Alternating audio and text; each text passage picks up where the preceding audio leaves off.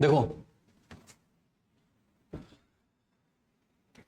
थोड़ा सा फंक्शन का पार्ट हमको यहाँ देखना पड़ेगा, ठीक है, बाद में आगे और देख लेंगे। देखो क्या होता है कि जैसे मान लो कि मेरे पास दो फंक्शंस हैं, एक मेन फंक्शन, दूसरा यूजर डिफाइंड फंक्शन, कोई भी XYZ नाम हो सकता है उसका। जैसे मान लो मेरे पास एक फंक्शन है और मैंने यहाँ पर लिखा void f1 के नाम से उस फंक्शन को मैंने यहाँ पर बना दिया। इसके अंदर एक x नाम का वेरिएबल मैंने यहाँ पर ले लिया, ठीक है। x जो है उसकी वैल्यू मैंने कर दी यहाँ पर 10, ठीक है, और x को फिर मैंने यहाँ पर प्लस प्लस भी कर दिया, ठीक है। नीचे मैंने यहाँ पर बनाया इंट मेन फंक्शन, ठीक है। यहाँ पर हमने वेरिएबल ले लिया इंट n, जिसमें मैंने डलवा दिया 20, क्या डलवा दिया 20, और इधर मैंने f1 के अंदर किसको पास कर दिया, n को, और इधर printf के अंदर मैं प्रिंट करवाने की कोशिश कर रहा हूं क्या, n। ये हमने यहां पर बंद किया, ठीक है। अब ये जो प्रोग्राम है, इस प्रोग्राम के अंदर दो फंक्शंस हैं, पहला फंक्शन मेन, दूसरा f1, ठीक है। ध्यान से सुनना क्या हो रहा है। ये जो फंक्शन है, ये फंक्शन इस फंक्शन को कॉल कर रहा है, ठीक है, और चाहता है कि ये फंक्शन n की वैल्यू ले और उस n की वैल्यू के साथ जो भी ऑपरेशन है वो परफॉर्म करवाए। तो यहाँ का क्या ऑपरेशन परफॉर्म हो रहा है कि n की वैल्यू लेकर वो n की वैल्यू को 20 से क्या कर रहा है 10, और प्लस प्लस करके उसको क्या कर रहा है 11 कर रहा है, ठीक है। अब मेमोरी में ये किस तरीके से बनते हैं ये हमको देखना पड़ेगा। तो देखो जब ये प्रोग्राम चलेगा या कोई भी प्रोग्राम जब चलता है तो सबसे पहले कहां से चलेगा, मेन से। कहां से चलेगा, मेन से। तो आपकी जो स्टैक मेमोरी है, स्टैक मेमोरी के अंदर कौन बनेगा सबसे पहले, मेन। कौन बना, मेन फंक्शन बना। मेन फंक्शन का वेरिएबल कौन है, n। n भी इसके अंदर ही बनेगा, जिसके अंदर वैल्यू कितनी पड़ी हुई है 20। अब इंटरनली मेन ने किसको कॉल किया, f1 को, तो कॉल करते ही इसके अंदर भी क्या बन जाएगा, f1 बन जाएगा। तो ध्यान रखना जो पहले आया वो पहले बनेगा और जो बाद में आया वो कब बनेगा, वो बाद में बनेगा, ठीक है। स्टैक जो होता है किस कॉन्सेप्ट पे काम करता है,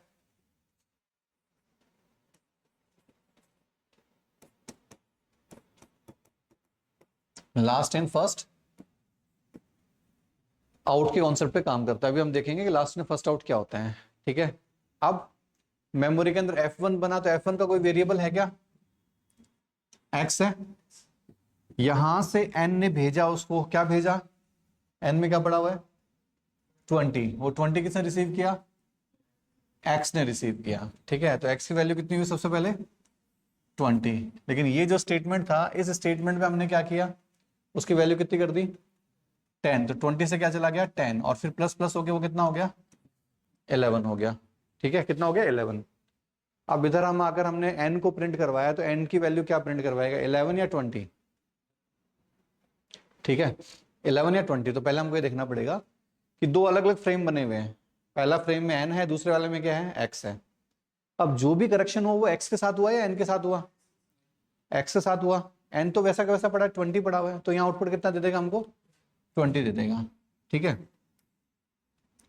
हमारी रिक्वायरमेंट ये है कि यहां से जो भी इधर जाए उसमें जो भी करेक्शन हो वो इसमें भी हो जाए।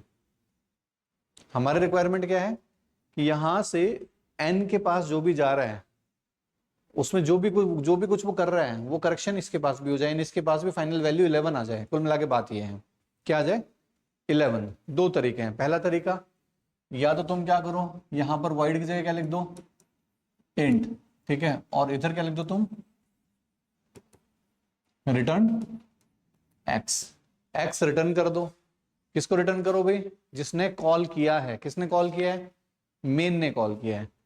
तो तुमको फिर यहां लिखना पड़ेगा स्पेसिफिकली क्या, n बराबर, तो पहले यहां से तुम्हारा कंट्रोल यहां जाएगा, सारे ऑपरेशन परफॉर्म कराएगा, x की वैल्यू जो 11 है वो 11 लाके किसको दे देगा, इस n को। किसको, n को, और n की वैल्यू कितनी हो जाएगी 11। समझ में आ रहा है, n की वैल्यू क्या हो जाएगी 11। तो पहला तरीका तो ये है। देखो ये सब हमको क्यों करना पड़ रहा है, ध्यान से सुनना। हमारे पास मेन फंक्शन है, मेन फंक्शन के अंदर एक n नाम का एक वेरिएबल पड़ा हुआ है। अगर मैं यहां लिखना चाहूं इसके अंदर प्रिंट एफ %d, n, क्या ये पॉसिबल है? नहीं है। एक फंक्शन के किसी वेरिएबल को दूसरा फंक्शन एक्सेस नहीं कर सकता डायरेक्टली। समझ में आ रहा है?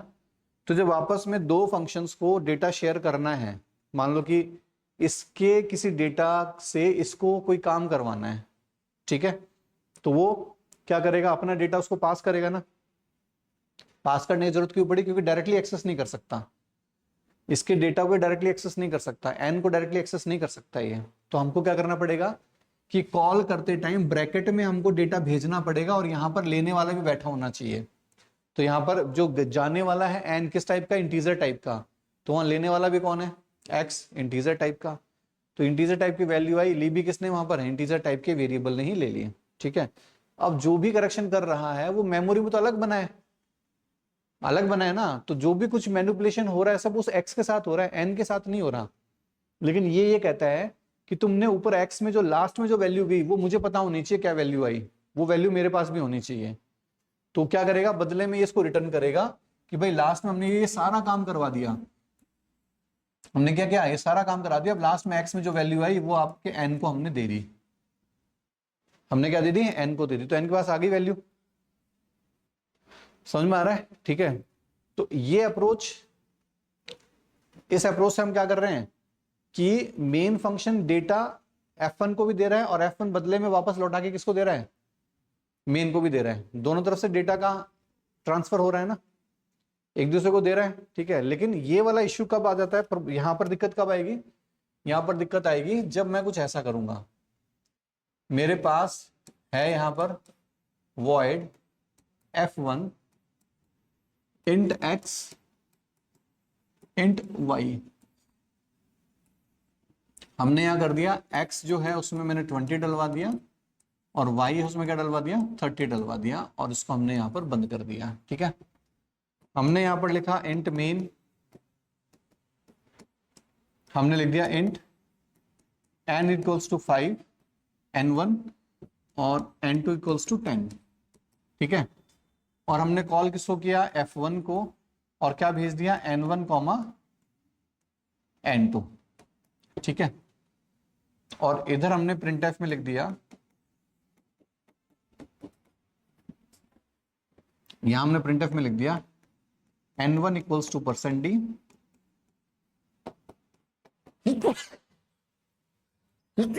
Sorry n2 equals to %d comma n1 plus n2, और इधर हमने लिख दिया रिटर्न 0, ठीक है। तो अब यहां क्या हो रहा है, देखो फंक्शन कॉलिंग हो रही है, फंक्शन कॉलिंग हो रही है। तो सबसे पहले f1 के पास जाएगा, यानी कि जब मेमोरी बनेगी, ये जो मेमोरी बनी सबसे पहले किसके लिए बनेगी? मेन के लिए। और मेन में जो वेरिएबल है कौन कौन बैठा है? n1, और एक कौन बैठा है? n1, और दूसरा कौन बैठा है? n2, ठीक है। दूसरा कौन बैठा है? n2। n1 में क्या पड़ा हुआ? 5, और n2 में कितना पड़ा हुआ है? 10, ठीक है। दूसरा कौन बना? f1। f1 में भी दो है, एक कौन है? x, और एक कौन है? y। जब यहां से फंक्शन कॉल हुआ तो n1 ने अपनी वैल्यू किसको दी? x को। जिस सीक्वेंस में लिखा है उसी सीक्वेंस में जाएगा, पहले वाले को पहले वाले का मिलेगा। तो n1 का 5 किसको मिला? x को। तो x में कितना पड़ा हुआ है? 5, और y में कितना गया? 10, क्योंकि n2 में क्या पड़ा हुआ है? 10 पड़ा हुआ है, ठीक है। अब हमने क्या किया? x की वैल्यू कितनी कर दी? 20, और y की वैल्यू कितनी कर दी? 30। समझ में आ रहा है? सिंपल सा चेंजेस कर रहे हैं और कुछ भी नहीं है, है ना, ये बताने के लिए कि क्या चेंजेस यहां पर भी इंपैक्ट डालेंगे। अब जब मैंने प्रोग्राम को रन किया तो n1 और n2 को प्रिंट करवाऊंगा तो क्या आएगा? 20, 30 या 5 और 10? 5 और 10 ही आएगा, क्योंकि जो चेंजेस हैं वो किसके साथ हुए हैं, एक्स और वाई के साथ हुए हैं। ठीक है, अब रिटर्न करके देख लेते हैं, है ना। अब अभी पिछली बार हमने रिटर्न किया था ना, इस वाले एग्जाम्पल में हमने क्या था, रिटर्न किया था, तो एन की वैल्यू मिल गई थी उसको, एक्स की वैल्यू एन को मिल गई थी। ठीक है, लेकिन यहां पर सबसे बड़ा इश्यू क्या है, चलो रिटर्न भी मैं लिख देता हूं, मैंने यहाँ पर इंटीजर किया, भाई इंटीजर टाइप की वैल्यू रिटर्न कर रहा हूँ ना, इंटीजर टाइप की वैल्यू रिटर्न कर रहा हूँ, तो मैंने इंट लिख दिया। अब मैं यहां लिखूंगा रिटर्न एक्स कॉमा वाई, दो वैल्यू रिटर्न करने की कोशिश कर रहा हूं।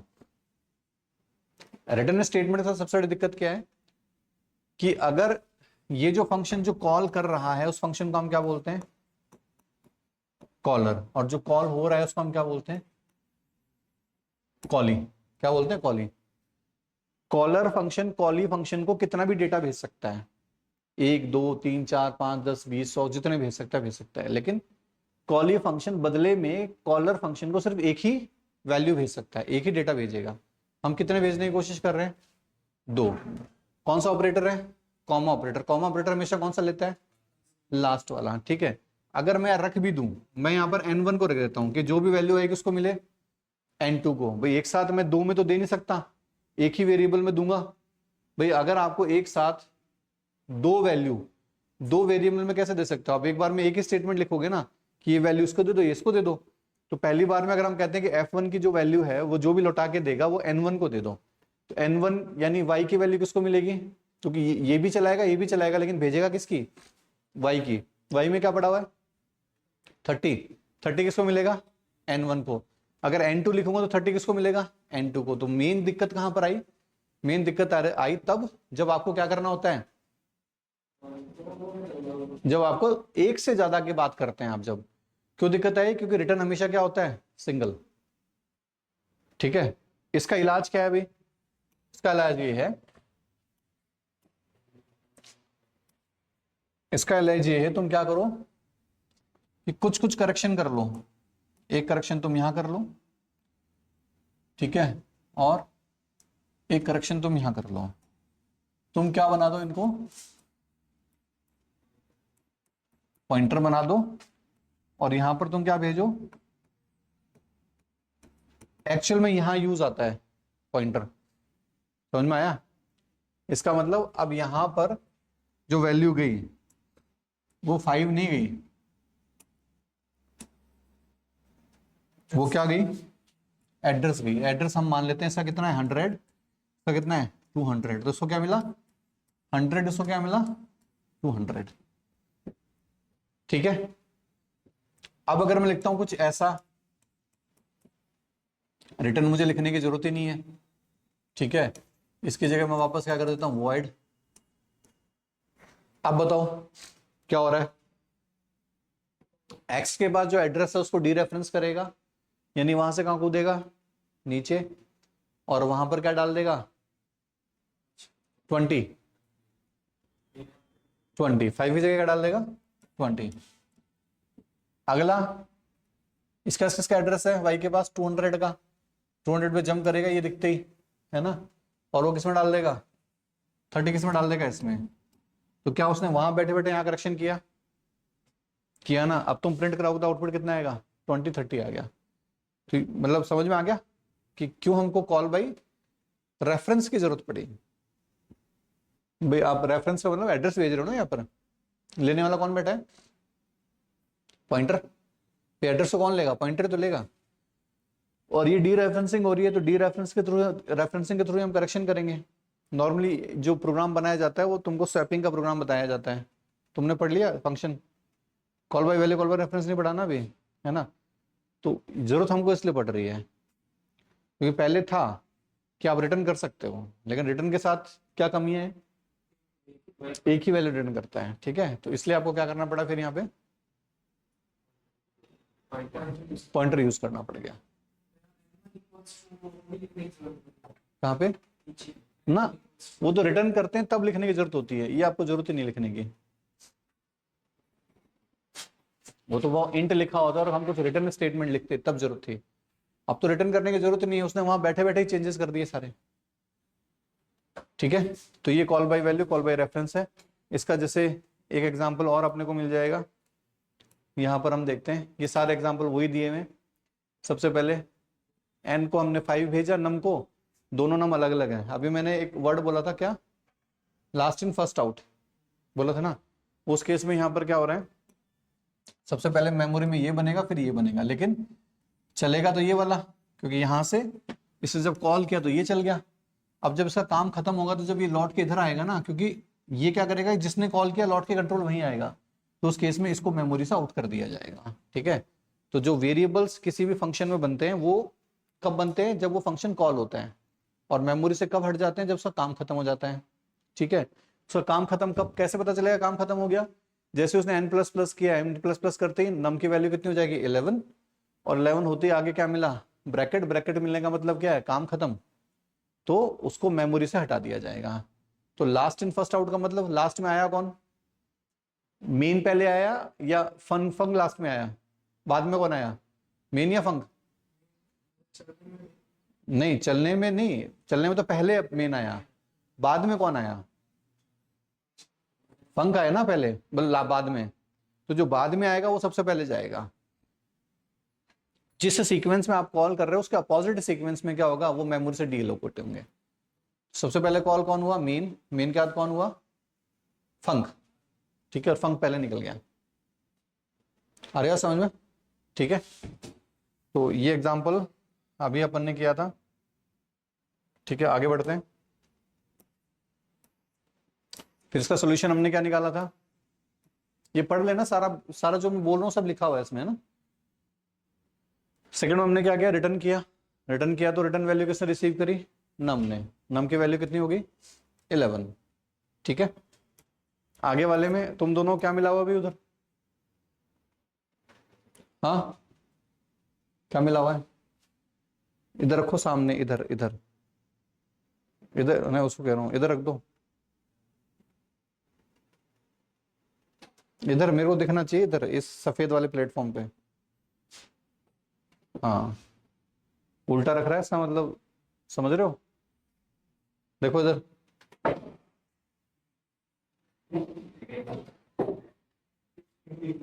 हाँ इधर देखो, इधर वो क्विक वो रिएक्शन देता है, वो रिस्पॉन्सिव ज्यादा है। देखो इधर, इधर क्या किया इसने, नम वन जो है वो किसको मिला, n1 को, num 2 की वैल्यू किसको मिली, n2 को, तो उधर 5 और 10 तो मिल गया था, लेकिन जब आप उसमें चेंजेस किए, चेंजेस करके जब रिटर्न करने की कोशिश कर रहे हो तो उस चक्कर में प्रॉब्लम क्या आ रही है, एक में तो वैल्यू चेंज होगी, क्या दूसरे में हुई, नहीं हुई। एक टाइम पर एक ही वैल्यू को रिटर्न किया जा सकता है। ठीक है, रिटर्न स्टेटमेंट से क्या होता है कि जब पहला रिटर्न मिलेगा वहीं से कंट्रोल लौट के आ जाएगा, दूसरे पे जाने नहीं देगा, वो रिटर्न अनरीचेबल हो जाएगा। ठीक है, और एक और रिटर्न लिख भी दोगे तो वो जाएगा किसके पास, भाई फंक्शन तो कॉलिंग, भाई एक और रिटर्न, अगर मान लो दो रिटर्न काम भी कर रहे हैं, किसी भी केस में अगर मान लो काम कर रहे हैं, पहले तो करेंगे नहीं, कर भी रहे हैं तो पहला लौटाएगा तो इसी को, दूसरा भी इसी को लौटाएगा, लौटा तो नम वन को ही रहा है, तो नम टू लिख के अगर दूसरी लाइन कर भी दोगे तो काम तो वही करेगा, हर बार चलेगा तो यही। भाई मान लो कि मैंने यहाँ पर मैंने लिख दिया n1 equals to func num one num two, n2 equals to func num one num two, लेकिन चलेगा तो इसमें लिखा हुआ कोड ही ना, इसके अंदर तुमने दो रिटर्न लिख रखे हैं, तो वो दोनों रिटर्न क्या करेंगे, नम वन को जाएंगे, और वही दोनों रिटर्न किसको जाएंगे, नम टू को जाएंगे। कोड तो वही है ना, कोड तो वही चलना है, तुम लिखो कितनी बार भी। तो दो रिटर्न अलाउड ही नहीं है, पहली बात तो क्यों अलाउड नहीं है, क्योंकि रिटर्न का मतलब होता है कि जहां रिटर्न मिल गया इस फंक्शन को तोड़कर वापस आ जाओ, जहां हो तुम वहां आ जाओ, तो इसके नीचे एक और रिटर्न लिख दोगे, उसका मतलब क्या हो जाएगा कि वो अनरीचेबल कोड है, वहां कभी पहुंचेगा ही नहीं। जैसे मैंने ब्रेक और कंटिन्यू वाला बताया था तुमको कि ब्रेक कंटिन्यू साथ लिखोगे तो ब्रेक चला तो कंटिन्यू नहीं चलेगा कभी भी, और कंटिन्यू चला तो ब्रेक नहीं चलेगा, याद है बताया था। ठीक है, सेम वाली कहानी यहां हो जाएगी ना। क्वेश्चन आ रहा है, अच्छा है, मेरे दिमाग में भी आते थे ऐसे क्वेश्चन, पूछ लिया करो जो आता है वो, है ना। उसका हमने क्या सॉल्यूशन निकाला, ये सॉल्यूशन निकाला, हमने एड्रेस भेजा, वहां पकड़ा, काम हो गया हमारा सारा।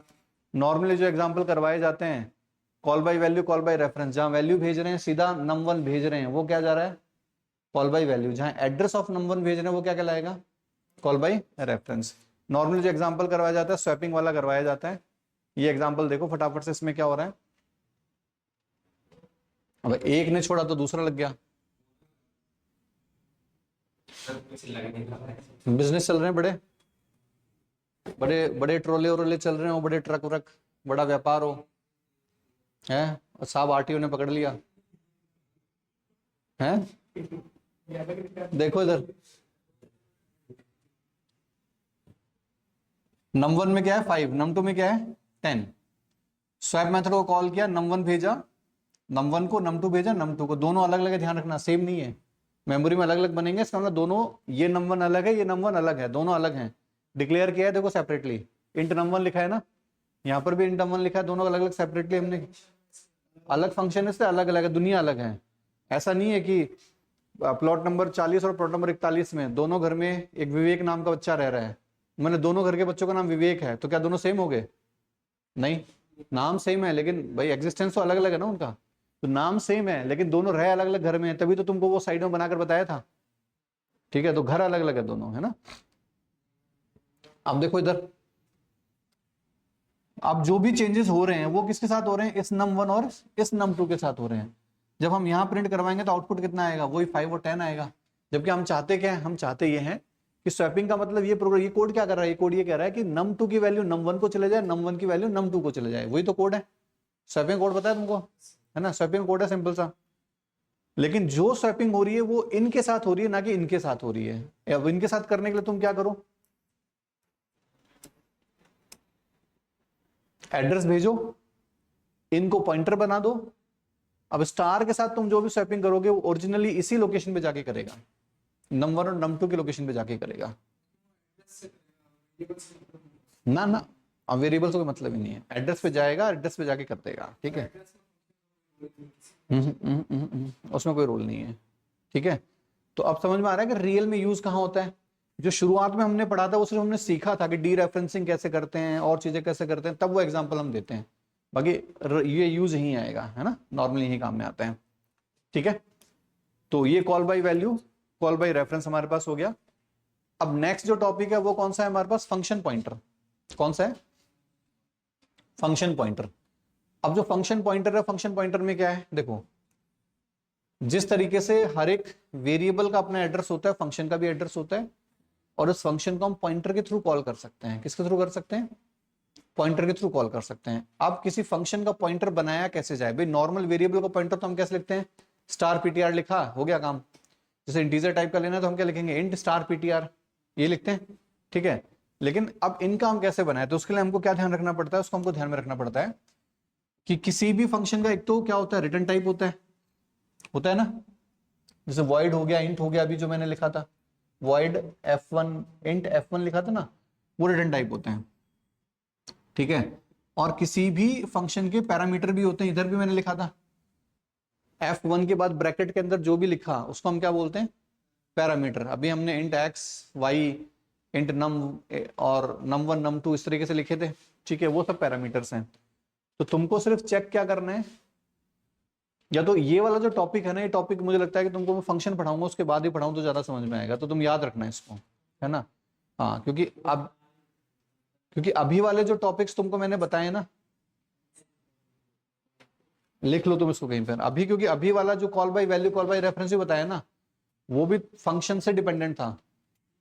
ठीक है, इसके अंदर मैंने पहले फंक्शन ही पढ़ाया है बुक में, तुम देखोगे फंक्शन स्किप कर गया मैं, फंक्शन इससे पहले का चैप्टर है।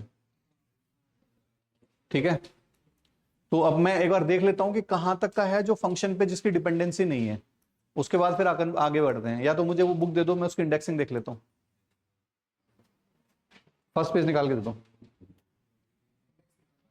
इंडेक्सिंग पॉइंटर की इंडेक्सिंग लगा के देता हूं।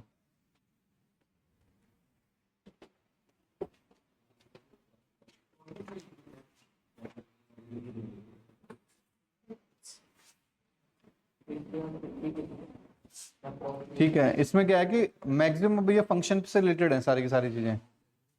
ठीक है, तो ये एक बार अपन क्या करते हैं, फंक्शन शुरू करते हैं, कल फंक्शन शुरू करते हैं, पहले फंक्शन खत्म करते हैं, उसके बाद फिर आगे की चीजें पढ़ेंगे ये, क्योंकि पैरामीटराइज्ड फंक्शन जिससे फंक्शन पॉइंटर है सारा फंक्शन के ऊपर डिपेंडेंट है।